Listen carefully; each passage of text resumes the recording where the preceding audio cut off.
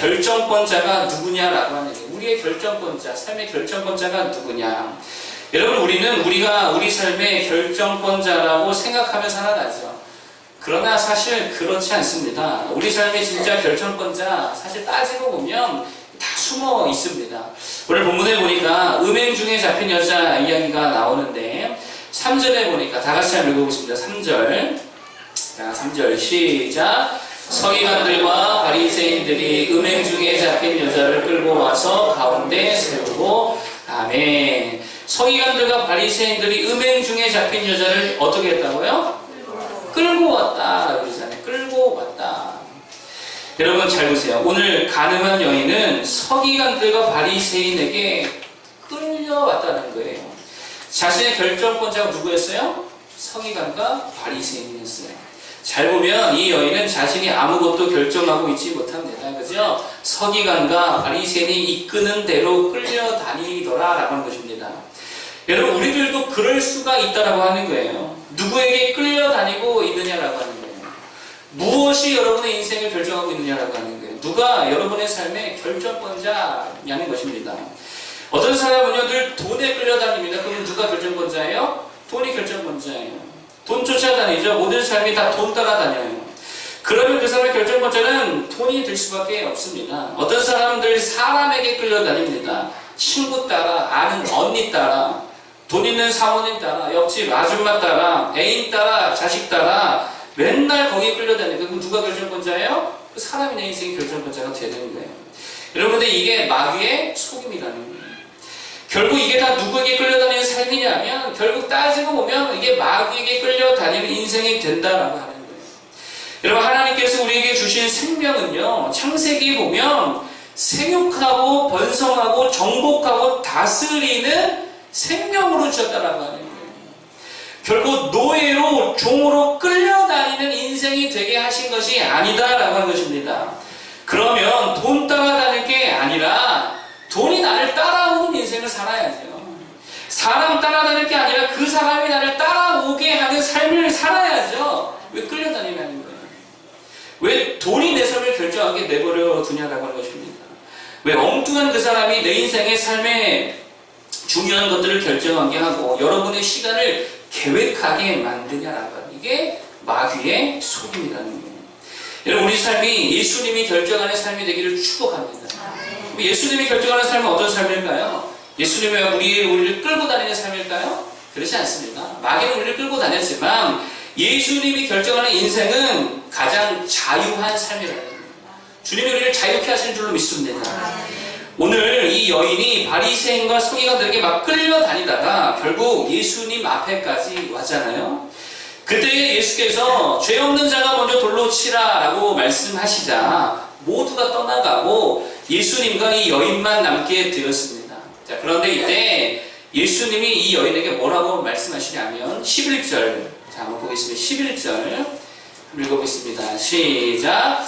대답하되 주여 없나이다. 예수께서 이르시되 나도 너를 정죄하지 아니하노니 가서 다시는 죄를 범하지 말라 하시니라. 아멘. 가서 다시는 죄를 범하지 말라. 뭐 하라고요? 죄를 범하지 말라. 그 앞에 뭐라고요? 가라라고 하는, 이게 무슨 말입니까? 자유케 했다는 거예요. 마귀는 뭐 했고? 와라. 끌고 다니고, 예수님은 뭐 해라? 가라. 자유케 하셨다는 거예요. 여러분, 자유케 한다는 말이 무슨 말이죠? 이거 뭐 엄청나게 철학적으로 접근하면 되게 어렵겠지만 쉽게 생각해 보세요. 자유가 뭡니까? 자유는 다른 거 아니에요. 자발성과 주도성이에요. 자발성과 주도성. 예수님이 우리를 자유케 하셨다는 것은 다른 거 아닙니다. 우리에게 자발성과 주도성으로 살게 하셨다라고 하는 거예요. 그런데 그 자발성과 주도성을 가지고 뭐 하는 삶이 되냐면 예수 그리스도를 위해 사는 삶이 된다라고 하는 거예요. 예수님을 따르는 자발성입니다. 예수님을 주로 삼고 내 스스로가 주 예수 그리스도의 종이 되는 삶. 이게 우리가 가진 자유라는 거예요. 예배, 억지로 드리는 거 아니라는 거예요. 자발성 가지고, 주도성 가지고 예배하는 거예요. 내가 이걸 선택하는 거예요. 예배하지 말라고 해도 예배 드리는 거예요. 이게 우리가 가진 자유입니다.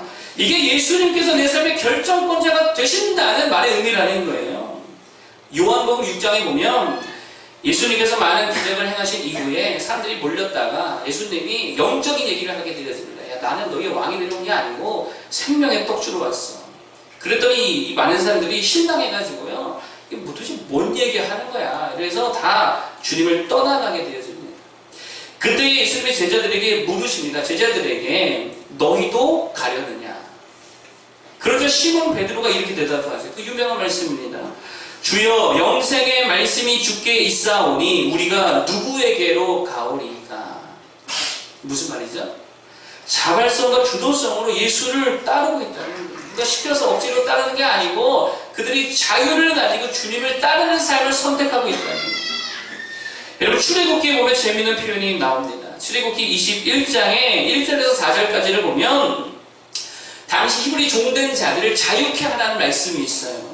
하나님의 법이 6년 동안 종으로 삼았으면 7년째는 해방시키라 이걸 이야기합니다. 그래서 21장 2절에 보니까 이렇게 말해요. 네가 히브리 종을 사면 그는 6해 동안 섬길 것이요 7째 해에는 몸값을 물지 않고 나가 자유인이 될 것이며 이렇게 명령하셨어요.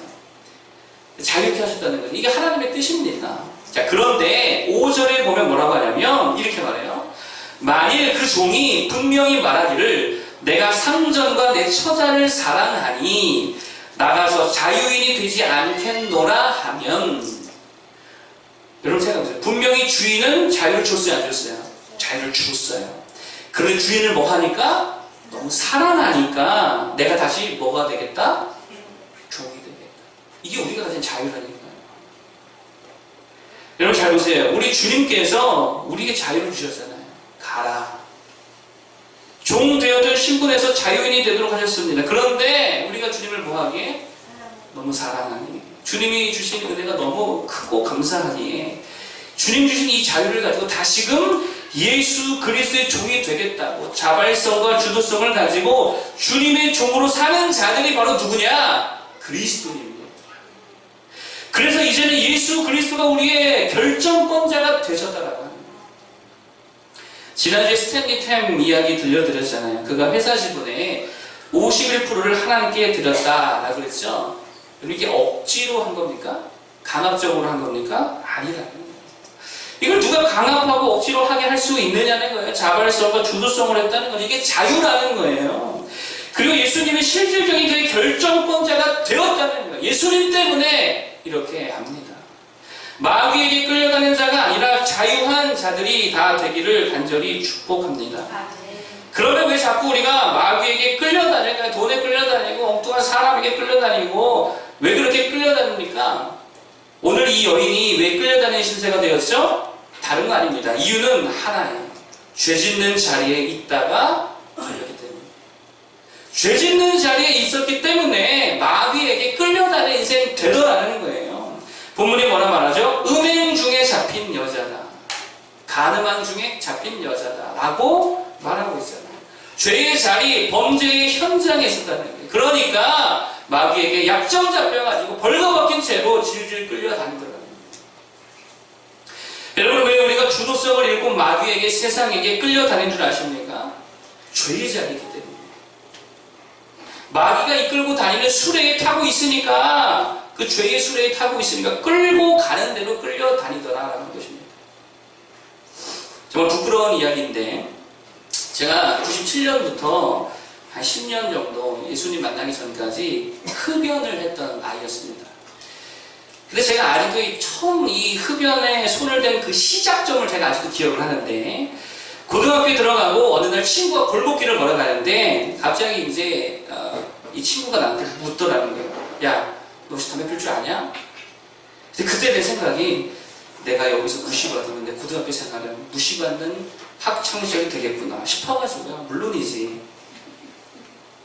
하나를 주더라고요. 피웠습니다. 그 다음날 또 줘요. 또 피웠어요. 이게 시작점이 됐어요. 근데 여러분 잘 보세요. 담배 피는 아이를 뭐도 하죠? 기본적으로 상식적으로 생각해요. 담배 피는 애를 뭐도 해요? 술도 먹어요. 이런 애들 도둑질도 해요. 몰려다니면 깡패짓 해요. 나이트 같은 데 가지 말라는 거 다 하고 다닙니다. 그때부터 주변에 담배 피는 친구들, 술 먹는 친구들, 수업 시간 나가 당구 치는 친구들이 내 친구들이 되어가지고 이런 아이들과 어울려 완전히 고등학교 생활이 완전히 망가지게 되었어. 완전히 끌려다니는 인생이 되어버렸어. 그때야 이게 끌려다니는 줄 먼저 몰랐죠. 지금 보니까 완전히 마귀에게 사로잡혀서 질질질질 끌려다녔다라고 하는 것입니다. 잘 보세요. 죄의 자리에 있으니까 그때부터 마귀가 내 삶의 주인 노릇 하더라는 거예요. 주일 성수가 왜 중요합니까? 주일을 안 지키고 등산 가는 순간에 마귀가 내 인생 결정관자가 된다니까요. 마귀가 주도하는 인생 된다니까요. 거기에 종노릇하게 된다는 거예요. 여러분 주일도 못 지키는데 다른 건 지키겠어요? 술 먹겠죠. 음주 감호하겠죠. 노름에 불륜에 결국 마귀 노예 신세로 다 전락하게 되더라는 것입니다. 따라서 우리가 진정한 자유를 누리려면 반드시 해야 될 게 있는 게 뭐냐? 죄의 자리를 반드시 떠나야 된다라고 하는 거예요. 여러분이 방이 죄의 자리라면 밖에 나와야 됩니다. 요엘서 2장 16절 이렇게 말하죠.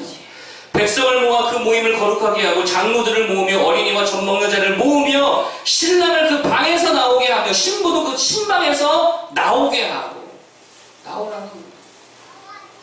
여러분의 직장이 죄의 자리라면 내가 자꾸 죄 짓는 회사 다니고 있다. 그 회사 옮길 줄 알아야지. 왜 끌려다녀요? 내 인생 예수님 주도하도록 나아가야지. 예수님께서 38년 된 병자에게 뭐라고 말씀하십니까? 일어나 네 자리를 들고 걸어가라. 묶여있는 자에게 자유를 선포하셨어요.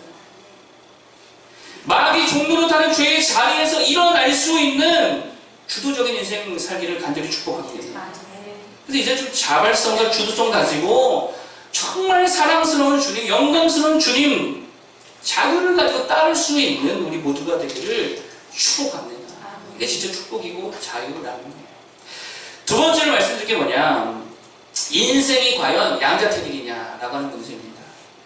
사실 이게 마귀의 함정이거든요. 무슨 말이냐면 오늘 본문에서 서기관과 바리새인들, 그냥 마귀라고 할게요. 이 마귀 새끼들이 예수님을 시험하고자 5절에 이렇게 예수님께 묻습니다. 5절 한번 읽어볼까요? 자, 5절 시작. 모세는 율법에 이러한 여자를 돌로 치라 명하였거니와 선생은 어떻게 말하겠나이까. 아멘. 여러분 이게 무슨 질문이냐면 이 가늠한 여인, 현장에서 잡힌 이 가늠한 불경건한 여인을 죽여야 됩니까? 살려야 됩니까? 지금 이게 양자택일을 묻고 있는 거예요. 여러분 뭐라고 대답할 거예요? 이 얘기를 듣고 죽여야 돼, 살려야 돼. 우리가 이렇게 지금 고민하고 있다면 이미 함정에 빠진 거예요. 왜 그런가 하면 여러분 죽이겠다라고 하면 로마법을 어긴 거거든요. 죽이겠다. 왜냐면은 그들이 죽일 권한이 없습니다. 근데 죽이겠다고 돌을 치자고 하면 로마법을 어긴 거고 살리자고 하면 모세 율법을 어기게 되는 거예요. 이게 함정이죠. 그러니까 이 질문 자체가 예수님 보고 죽으라고 하는 질문이라는 거예요. 이렇게 해도 죽고 저렇게 해도 죽는 질문이라는 거예요. 그래서 잘 생각해 보면 이게 과연 죽일 거냐 살릴 거냐의 양자택일의 문제냐는 거예요. 그렇습니까? 그게 아니라는 거죠. 그럼에도 불구하고 마귀는 항상 이런 식으로 우리를 몰아간다라고 하는 거예요. 예를 하나 들어볼게요. 이런 거예요. 거짓말 한 번 하고 계약 딸래, 아니면 정직하게 하면서 가난하게 살래. 마귀가 우리에게 묻는 게 그런 거예요. 양자택일에. 거짓말하고 조금 부하게 살래. 정직하게 하고 가난하게 살래. 삶이 이렇게 이분법으로 나눌 수 있습니까? 아니잖아요. 여러분 생각해보세요. 거짓말한다고 다 계약 갑니까? 아니잖아요. 정직하게 산다고 다 가난하게 삽니까? 예수 믿는다고 다 못 삽니까? 아니잖아요. 그런데 마귀가 꼭 그런 식으로 우리를 몰아간다는 거예요. 나는 정직과 성실로 미국을 정복했다라는 책이 있습니다. 그 책의 주인공 백영종 씨인데요. 이분이 한국의 철강왕이라고 불리는 사람이래요. 이분이 한때 미국에서 뽑는 올해의 기업인에 선정이 되었고, 이분이 창업한 페코스틸이라고 하는 회사가 창업한 지 3년 만에 미국 서부 7개 주 시장의 50%를 차지할 만큼 엄청난 성공을 거둔 인물입니다. 그런데 이분의 성공 철학이 뭐였는지 아십니까? 이분의 성공 철학은 다른 거 아니었어요. 정직이었어요. 정직. 물론 이분은 예수 믿는 사람이에요. 굉장히 신실한 사람입니다. 이분이 이렇게 말합니다. 고지식할 정도로 정직을 지키다 보니까 신용이 자산인 미국 사회에서 그게 성공의 지름길이 되었다. 어느 기자가 물었대요. 한순간의 거짓말이 거래를 살릴 것 같은 큰 액수의 계약을 할 것 같은 순간에도 정직해야 하는가? 기자가 물었습니다. 그랬더니 대답이 단호했대요. 죽더라도 정직해야 합니다. 2012년 기준 연매출액이 2억 달러가 넘었대요. 우리 돈은 얼마죠? 한 2천억 되나요? 여러분 잘 보세요. 정직하게 산다고 가난하게 사는 거 아닙니다. 꼭 거짓말을 하고 어느 정도 속이고 어느 정도 죄를 지어야만 성공하는 게 아니라는 거예요. 이 마귀의 속임이라는 거예요. 이런 양자택일로 우리를 선택하게 하는 게 마귀의 함정이라는 것입니다. 또 이런 양자택일로 속이죠. 이 남자 청년들에게 이렇게 많이 속일 것 같은데 이렇게 자꾸 마귀가 속여요. 예쁘고 예수 안 믿는 여자랑 결혼할래? 못생기고 신앙만 좋은 여자랑 결혼할래? 마귀가 이런 식으로 우리에게 묻는다는 거예요. 예쁘고 예수 안 믿는 여자랑 결혼할래? 못생기고 신앙만 좋은 여자랑 결혼할래? 되게 고민되지 않습니까? 그러면? 남자 청년들 고민돼 안 돼요? 고민되잖아요. 나 같으면 고민될 것 같아요. 이렇게 물어보면 고민되죠. 근데 이게 마귀의 속임이라고요. 여러분 예쁘면서 신앙 좋은 여자 있어요? 없어요? 많아요. 많죠? 많잖아요. 있어요. 예쁘면서 얼굴도 예쁘고 마음도 착하고 신앙도 좋고 아주 인격도 훌륭하고 실력도 좋고 능력도 있는 자매들 얼마든지 있습니다. 예수 안에 있어요. 대표적으로 성경의 에스더 그런 인물 아닙니까? 미스 페르시아 진이면서도 신앙도 유대인 중에 최고였습니다. 있다는 거예요. 물론 우리 교회에도 있죠. 마음씨 이쁘고 신앙 좋은 여성들도 있습니다. 그러니까 속지 말라는 거예요. 제가 좋아하는 성경 구절이 있습니다. 흩어 구제하여도 흩어 구제 막 해도 막 나눠줘도 더욱 부하게 되는 일이 있나니. 돈 쓴다고 가난해지는 거 아니라는 거예요. 흩어 구제해도 뭐하게 된다고요? 부하게 된다. 이게 하나님 말씀이에요. 그래서 오늘 우리 주님의 대답도 살릴 거냐 죽일 거냐 모세법이냐 로마법이냐 양자택일로 답변하지 않았습니다. 둘 다 만족시킬 대답을 내놓았어요. 뭐라 그러시죠? 죄 없는 자가 먼저 돌로 치라. 돌로 치라 했으니 모세법을 충족하였고 그러나 실제로 돌로 칠 사람이 없으니까 로마법도 충족시켰다는 거예요. 여러분 예배 드릴 거 다 드리고 하나님 말씀 지킬 거 다 지키면서도 정말 잘 될 수 있어요? 없어요? 있다는 거예요. 있다는 거예요. 속지 마시기를 바랍니다. 저야 뭐 정치를 잘 모르기 때문에 정치인 하면 엄청 바쁠 것 같아서 참 그들은 예배 잘 못 드리겠다. 그리스도인들도 있을 텐데 그리스도인 정치인들은 참 예배하기 힘들겠다. 저는 평소에 그렇게 생각을 했던 것 같습니다. 근데 어느 날 보니까 우리나라의 한 거대 정당인데 제가 당 이름을 말씀드리지 않을게요. 기독 신우의 조찬 모임을 하더라고요. 깜짝 놀라서 봤습니다. 당대표, 원내대표, 최고의원 그리고 신실한 당원들이 모여서 김장한 목사님 모셔다가 예배를 드리는 거예요. 찬송을 부르는데 내주는 강한 성이요. 이걸 부르고요. 목사님이 설교하시고 그러는데 하여튼 당원들이 모였겠죠. 아멘 소리가 엄청 크더라고요. 한 분이 나와서 이런 말씀을 하시더라고요. 이분은 뭐 목사님도 아니고 그냥 그 당 안에 계신 당원 중에 한 사람인데 이분이 앞에 나와서 말하기를 우리나라의 새벽 기도자가 100만 명 정도가 된다. 그러니 이 나라 하나님이 어떻게 안 지켜주시겠냐. 그 얘기를 하는데요. 그 당이 좀 새롭게 보여요. 여러분 이상한 양자택일의 함정에 속지 말라는 거예요. 정치한다고 예배 못 드리냐? 아니라는 거예요. 링컨 대통령인데도 기도 시간에 방해하지 말라고 그렇게 했다는 거 아니겠어요? 예수 믿는다고 맨날 손해보고 빼앗기고 그런 거 아니라는 거예요. 오히려 더 풍성해질 수 있습니다. 관계도 예수 안에 더 풍성하고요. 지혜도 예수 안에 풍성하고요. 능력도 예수 안에 더 풍성하고 여러분 올림픽 이런 데 보세요. 실력적으로 사람 예수 믿는 사람 얼마나 많습니까? 예수 안에 풍성함이 있다는 거예요. 이걸 좀 누릴 수 있는 우리 모두가 되기를 축복합니다. 마지막 세 번째로 말씀드린 것은 뭐냐? 직면할 거냐, 회피할 거냐라는 거예요. 그럼 본문에 보면 예수님께서 무리들에게 이렇게 말씀하십니다. 죄 없는 자가 먼저 돌로 치라. 자, 그러자 성경이 말하기를 그들이 이 말씀을 듣고 양심의 가책을 느꼈다 이렇게 말하죠. 그래서 어떤 학자들은 예수님께서 오늘 땅에 이렇게 글을 쓰셨다라고 이야기를 하는데 그 땅에 글 쓰신 내용들이 이 군중들의 죄를 다 하나하나 쓰시지 않았을까 뭐 이렇게 말씀하시는 학자들도 있더라고요. 이 말이 맞든 틀리든 어쨌든 분명한 건 뭐냐면 당시에 모든 사람들이 예수님 앞에서 부끄러움을 느끼고 양심의 가책을 느꼈다라고 하는 거예요. 자, 그런데 이때 그들의 반응이 뭐였냐면 회피였다는 거예요. 부끄러움을 느낄 때에 뭐였다고요? 회피했다. 그래서 9절에 보니까 9절을 한번 읽어보겠습니다. 9절 시작. 그들이 이 말씀을 듣고 양심의 가책을 느껴 어른으로 시작하여 젊은이까지 하나씩 하나씩 나가고 오직 예수와 그 가운데 서는 여자만 남았더라. 아멘. 어른으로 시작해서 젊은이까지 하나씩 하나씩 다 나가고 오직 예수와 그 가운데 서는 여자만 남았더라. 모두가 이 부끄러움을 느낄 때에 뭐 했다는 거예요? 회피했다는 거예요. 이게 마귀의 세 번째 속임입니다. 마귀는 절대로 하나님 앞에 자신의 부끄러움을 가지고 직면하려 하지 않습니다. 무조건 회피하다. 아담과 하와가 범죄한 이후에 부끄러움을 느꼈죠. 그때 어떻게 했죠? 우리 같으면 어떻게 해야 돼요?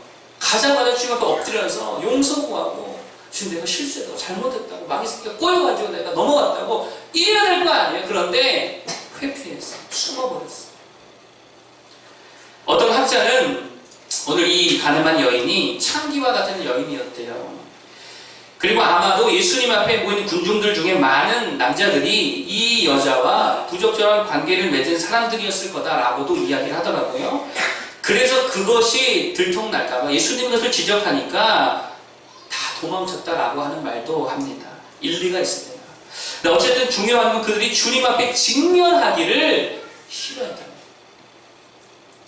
자, 그런데 마지막까지 남은 사람이 있었죠. 그게 누구였어요? 범죄한 여인이 남았습니다. 잘 생각해 보세요. 이 여인도 도망칠 수 있었을까요? 없었을까요? 충분히 있었죠. 그리고 이 여인의 입장에서 예수님은 자신을 돌로 칠 수도 있는 분이었잖아요. 그런데도 이 여인은 예수님 앞에 지금 직면해 있었다는 거예요. 게다가 현장에서 잡혀왔기 때문에 아마 이 여자는 정상적인 옷을 입고 있지 않을 가능성이 높습니다. 알몸이었을 수도 있어요. 굉장히 초라하고 부끄럽고 수치스러운 모습으로 지금 주님 앞에 서 있다라고 하는 거예요. 그러면 자신을 고발한 이들이 다 떠나고 난 이후에 자기 자신도 도망칠 수 있었다라고 하는 거예요. 그런데 그녀는 예수님 앞에 자신의 수치스러운 모습으로 회피하지 않고 직면했다. 그때 주님이 말씀하시죠. 너를 정죄한 자가 없느냐? 그녀가 대답합니다. 주여 없나이다. 근데 주님이 다시 대답합니다. 나도 너를 정죄하지 아니하노니 가서 다시는 죄를 범하지 마라. 오히려 직면했더니 은혜를 입더라. 피하는 사람들 아무도 은혜를 못 입었습니다. 직면한 이 여인만 은혜를 입었어요. 아까 말씀드렸는데 자유가 임했고 용서가 임했더라고요. 재밌는 것은 이곳이 어디냐면 길거리가 아닙니다. 길거리가 아니에요. 2절에 보니까 여기가 어디래요? 아침에 다시 성전으로 들어오시니 성전이었습니다. 그러니까 유대인들은 성전에서 지금 이 여인 죽이자고 덤벼든 거고 예수님은 성전에서 이 여인을 살리고 은혜를 주셨다는 거예요. 여러분 교회가 이런 곳이죠. 예수님 직면하는 것입니다. 이게 교회예요. 내 벌거벗은 몸, 벌거벗긴 마음, 수치, 상처, 괴로움, 연약함, 죄 다 들고 와서 다 드러내 보이고 주님 앞에 직면하는 거죠. 그리고 위로와 용기와 은혜를 주님으로부터 얻는 것이 성전이고 교회인 줄로 믿습니다. 여러분 기억하십시오. 교회는요 내가 잘해서 칭찬 들으러 오는 것 아닙니다. 잘못해서 용서받으러 오는 것이 교회라는 거예요. 은혜가 필요한 자들이 와서 은혜 받는 곳입니다. 부끄러운 자들이 와서 치유와 위로를 얻는 곳이라는 거예요. 그런데 마귀에게 속는 바보들은요, 오히려 회피하고 있다는 거예요. 교회 오세요. 아유, 저는 아직 술 먹어서 못 가요. 아유, 저는 아직 담배 피워서 못 가요. 자녀가 장애인이라 부끄러워서 못 가요. 성공하면 갈게요. 좋은 차 사면 갈게요. 결혼하면 갈게요. 아니요. 그렇기 때문에 더 와야 된다는 거예요. 부끄러움과 수치 가지고 와서 예수님 앞에 설 수 있기를 바랍니다. 여러분, 우리가 왜 하나님을 더 분명하게 보지 못한지 아십니까? 대면하지 않기 때문에. 사람도 대면하고 직면해야 분명히 보잖아요. 하나님을 분명히 보지 못하니까, 대면하고 직면하지 않으니까 하나님을 잘 못 본다니까요. 그 은혜의 영광을 체험하지 못하고 부끄러움을 무릅쓰고 직면할 때에 하나님이 더 분명하게, 그 은혜가 더 확실하게 뚜렷해지는 줄로 믿습니다. 여러분, 부끄러움에 직면하는 것이 능력이라는 것입니까? 이 능력이에요. 사실은 한 목사님 이야기인데요, 중학교 때 동네 형들 따라 도둑질을 배웠대요. 그래서 어떤 날에는 과자를 훔치고 어떤 날에는 우유도 훔치고, 그러다가 어느 날 한 지하상가 상점에 가서 한 액세서리를 훔치고 나오는데 삐삐삐삐삐 도난방지 이거 있잖아요. 여기 서 있는 거. 그게 울리더라고요. 근데 이상하게 그날따라 이 목사님이 발이 안 떨어지더래요. 도망쳤어야 되는데 발이 안 떨어지더래요. 뒤에서 야 임마! 일로 와봐. 그래서 갔대요. 내놔. 그랬더니 그러자 따귀를 딱 올리더라고요. 따귀를 한 대 딱 맞았는데 주변에 보니까 많은 사람들이 자기를 보고 있더래요. 그리고는 그 사장님인지 점원인지가 꺼져 임마. 그 얘기를 듣고 돌아서서 달려가는데 그 부끄러움에 눈물이 나더라고요. 그리고 다시는 도둑질을 안 했대요. 부끄러움을 느끼니까 못하는 거예요. 부끄러움에 능력이 있습니다. 술 취함과 성령 충만의 공통점이 있다 그래요. 은혜도 있대요. 그래서요, 서로 술 먹고 서로 막 용서한다 그러고 이제 잘 지내보자 그러고 막 화해가 일어나고 막 그런데요. 뜨거움도 있대요. 뭐 정의감도 있대요. 술 취한 자도 성령 충만한 자도 말이 많아지고 말이 당차지고 막 용기가 있어진대요. 둘 다 눈물이 있대요. 술 먹은 사람도 눈물 많고 성령 충만한 사람도 눈물이 많고 간증도 있고 자기 고백도 있대요. 동료애도 있고 의리도 있고 희생도 있대요. 술 먹은 사람들은 엄청나게 희생하잖아요. 내가 낼게 이거 다음날 다 후회하고. 그런데 술 취한 사람과 성령 충만한 사람의 분명한 차이가 하나 있습니다. 그게 뭔지 아십니까? 부끄러움이에요. 술 취한 사람은요, 부끄러움을 몰라요. 성령 충만한 사람은요, 부끄러워할 줄 알아요. 술 취한 자들은 길거리에서 토를 해도 술에 떡이 돼가지고 질질 엎혀가면서 옷이 막 이만큼 돌아가고 벗겨지고 바닥에 나 뒹굴어. 여러분 홍대 앞에 한번 가보세요. 지금도 이런 청년들이 얼마나 많은지 모릅니다. 남녀 가릴 거 없이. 도대체 부끄러움을 몰라요. 짐승같이 사람들 앞에 오줌이나 질질 갈겨대면서 애같이 엉엉 울어대면서도 부끄러움을 모릅니다. 근데 성령 충만한 자는요, 이 부끄러움을 알아요. 그리고 그 부끄러움을 느낄 때에 그걸 들고 주님께 간다는 거예요. 그리고 회개하는 것입니다. 이 성령 충만한 거죠. 미국의 한 교회에 어느 추수감사주일 바로 그 다음 주에 불현된 목사님께서 추수감사 헌금자 명단을 주보의 속지에 넣었대요. 금액까지 다 써가지고 3,000불 아무개 성도, 2,000불 아무개 집사, 1,000불 아무개 권사. 그런데 100불 이하 명단에 평소에 엄청 믿음도 좋고 정말 이 시대 베드로와 같고 바울과 같고 야고보와 같고 요한과 같아 보였던 이 중직자들의 이름이 100불 이하에 다 몰려있더라고요. 그런데 이분들이 재력이 없느냐? 그것도 아니래요. 만약에 목사님께서 광고로 추수감사 헌금 광고 낼 거다라고 얘기했다면 10,000불 이상도 낼 만한 사람들이었다라고 하는 거예요. 그런데 실상은 100불 이하. 이 일이 있고 나서 이 중직자들이요, 부끄럽잖아요. 믿음 좋은 척 엄청 해냈는데 자신의 부끄러움을 부끄러움으로 여기는 게 아니라 이걸 분노로 바꿔버렸대요. 아니 목사님이 어떻게 우리에게 이렇게 할 수 있느냐. 저러고도 저게 무슨 목사냐. 우리를 골탕 먹이려고 이러는 거 아니냐.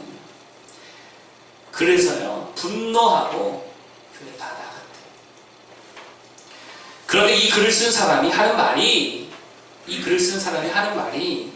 그럼에도 불구하고 이 사건 앞에서 진짜 철저하게 하나님 앞에 회개하는 성도들이 있음을 보았다라고 이야기하고 있어요. 그동안 너무 외식했다고, 그동안 하나님 앞에 살지 않고 내가 너무 사람 앞에서 헌금했다고, 부끄러움을 가지고 주 앞에 가는 성도들이 있더라는 거예요. 그리고 그 이후에 이 교회가 진짜 겸손하고 건강하고 건전하게 세워져 가더라고요. 그래서 이분 글쓴이가 말해요. 목사님의 극약 처방이 있었다. 부끄러움을 아는 자리에 나오니까 건강하게 세워지더라니. 여러분 성경에도 보면은요 부끄러움을 분노로 바꿔서 망한 사람이 있습니다. 부끄러움 가지고 주 앞에 나가면 되는데 분노로 바꿔서 망한 사람이 있어요. 가인입니다. 그는 결국 살인자가 되었죠. 바리새인이죠. 결국 예수님 잡아다가 죽여버렸죠. 또 많은 유대인들이 그랬습니다. 스데반을 돌로 쳐 죽였습니다. 그런데 부끄러움 그대로 하나님 앞에 직면한 사람들이 있었어요. 굉장히 큰 은혜를 얻었습니다. 다윗이 그랬고요. 사마리아 여인이 그랬고요. 나병 환자가 그랬고요. 오늘 벌거벗은 가늠한 여인이 그러했습니다. 여러분 성령께서 부끄러운 마음을 주실 때에 분노로 부들부들대면서 회피하려 하지 말고 그대로 하나님 앞에 직면하시기 바랍니다. 더 주님 앞에 나아가시기를 바랍니다. 좀 뒤에 앉아있지 말고 앞에 좀 나오시라는 거예요. 앞에 다 뒤에 몰려있어요. 앞에 나와서 하나님 앞에 직면하라고. 하나님 앞에 독대할 수 있는 일들이 바랍니다. 마지막 한 얘기만 하고 마칠게요. 제가 군대 갔다 온 다음에 이야기인데요. 제가 그때 모태신앙이죠. 저는 모태신앙이고 오랜 세월 학생부 회장도 하고 청년부에서 여러 가지 리더 활동도 많이 했습니다. 그래서 내 마음 가운데 믿음이 없었어요. 사실 교회는 다녔는데 믿음이 없었습니다. 군대 갔다 온 어느 날 앞에 한 강사분이 계시더라고요. 예배 가던데 이 강사분이 한참 설교를 하시더니 마지막에 반주 좀 해주세요. 사모님. 마지막에 강사분께서 아직까지 구원의 확신이 없는 사람 있으면 앞으로 나오십시오. 나올 수 있겠어요, 여러분? 20년, 30년 교회 생활했는데 이 말에 앞으로 나올 수 있겠어요? 다 나를 아는 성도들이거든요. 내 신앙생활 어떻게 다 알거든요. 장로님 아들에 회장하고 나올 수 있겠냐고. 구원의 확신이 없는 사람, 기본적인 거 아닙니까? 우리가 경건하지 못해도 구원의 확신 다 있다고 뻥치고 다니잖아요. 그 얘기 하는 거예요. 구원의 확신이 없으면 나오라고. 굉장히 부끄럽더라고요. 근데 나가고 싶었어요. 그래서 진짜 눈 꾹 감고 나갔어요. 목사님 기도해 주셨습니다. 근데 더 부끄러운 건 나밖에 안 나갔더라고. 자, 나밖에 안 나갔어요. 내가 볼 땐 다들 구원의 확신 별로 없는 사람 많아 보이던데 나만 나갔어요. 그날 뭐 새로운 뭔가 영적 체험이 있었던 건 아닙니다. 근데요, 내가 지나보고 나니까 하나님께서 그걸 기쁘게 여기셨구나. 아니, 하나님께서 그때 은혜를 이미 주실 거를 준비해 놓으셨겠구나라는 생각이 들더라고요. 얼마나 이뻤겠어요. 이게 내 모습이지만 그 부끄러움을 무릅쓰고 다 큰 청년이 뚜벅뚜벅 걸어가서 눈 감고 기도하는 그 모습이 하나님 보시고 얼마나 기뻤겠냐. 여러분 부끄러움을 느낄 때 부들부들 대지 마십시오. 목사 설교 때로는 부들부들 때 있잖아요. 그러지 말고 부끄러워지면 하나님께 직면해서 하나님 이게 내 모습이고 불쌍히 여겨달라고, 믿음 달라고. 사실 나 구원의 확신이 없는데, 사실 10분은 너무 부족한데 능력 주시고 은혜 주시고 성령 충만을 좀 허락해 달라고 하나님 앞에 그렇게 달려나갈 수 있는 모두가 되길 바랍니다. 그럼 하나님이 왜 안 주시겠어요? 넘치도록 부어주실 줄로 믿습니다. 오늘 세 가지를 말씀드렸습니다. 정리하고 마치겠습니다. 첫째로 우리 삶의 결정권자가 누구냐? 마귀는 우리를 중으로 삼는다 그랬죠. 끌고 다니려 합니다. 그래서 돈으로 끌고 다니고 사람으로 끌고 다니고 우리가 주도적으로 주님을 따르지 못하도록 늘 끌고 다닙니다. 여러분 속지 말고 예수 안에 자유한 자를 되길 바랍니다. 우리 삶의 결정권자 우리 예수 그리스도가 되어야 될 줄로 믿습니다. 두 번째, 인생과 양자택일이냐, 마귀의 함정에서 벗어나십시오. 예수 잘 믿는다고 세상에서 안 되는 거 아니고 정직하게 산다고 손해보는 거 아닙니다. 그렇지 않습니다. 주님이 붙들어 주시면 다 승리하게 되어 있고 주님이 은혜 주시면 흩어 구제하여도 더 부하게 되는 일이 있는 줄로 믿습니다. 오히려 더 풍성해진다는 거예요. 속지 마시기를 바랍니다. 세 번째, 직면할 건가 회피할 건가. 부끄러움을 느낄 때의 마귀의 특징은 회피라고 그랬죠. 그리고 분노하고 부들부들 됩니다. 그러면 결국 하나님의 원수가 되는 거예요. 그러나 부끄러움을 느낄 때 그거 가지고 주님 앞에 나아가면 은혜가 임합니다. 용서가 임합니다. 변화되어지고 하나님을 더 분명하고 확실하게 보게 되는 줄로 믿습니다. 하나님 앞에 예수님 앞에 직면할 수 있기를 바랍니다. 찬양 부르고요. 함께 기도하겠습니다.